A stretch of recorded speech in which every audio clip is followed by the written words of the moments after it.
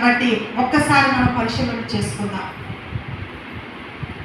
అక్కడ ఇంత జరిగిన తర్వాత వాళ్ళందరినీ భయవేసింది.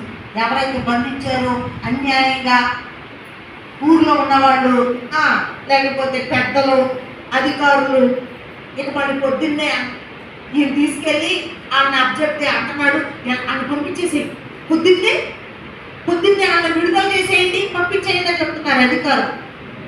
వీళ్ళు మేము వెళ్ళమంటున్నారు. మేము వెళ్ళాం. మన ఊరికి పంపించేస్తారా? అంతమందులు ఊరందరూ మందులో పెట్టి మమ్మల్ని కొట్టారు, అంత బహిరంగంగా మమ్మల్ని ఇంత చేశారు.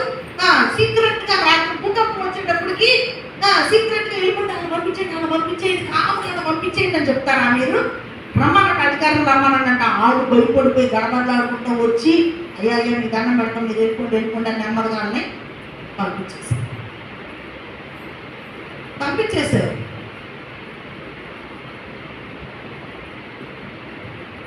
కాబట్టి ఇలాంటి భూకంపాలు మనందరూ దేవుని స్తుతిస్తా ఉంటుంటే, పౌలు శీలల వలె మనము ప్రార్థన చేస్తా ఉంటుంటే ఈ ఊర్లో వస్తాయనేవా భూకంపాలు?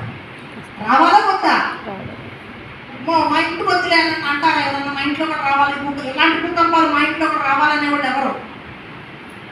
మా ఇంటికి రావాలంటే ఇలాంటి భూకంపం వస్తే నా భర్తకున్న సంఖ్యలు ఊడిపోతాయి, నా కొడుకున్న సంఖ్యలు ఊడిపోతాయి, నా కూతురుకున్న సంఖ్యలు ఊడిపోతాయి, మా అత్తగారుకున్న సంఖ్యలు ఊడిపోతాయి. గొడవలు వచ్చేవి కూడా ఎక్కడ నాకు అర్థమైందిగా ఎందుకు రావట్లేదో భూకంపాలు. ఈ భూకంపాలు ఎందుకు రావట్లేదో నాకు అర్థమవుతుంది.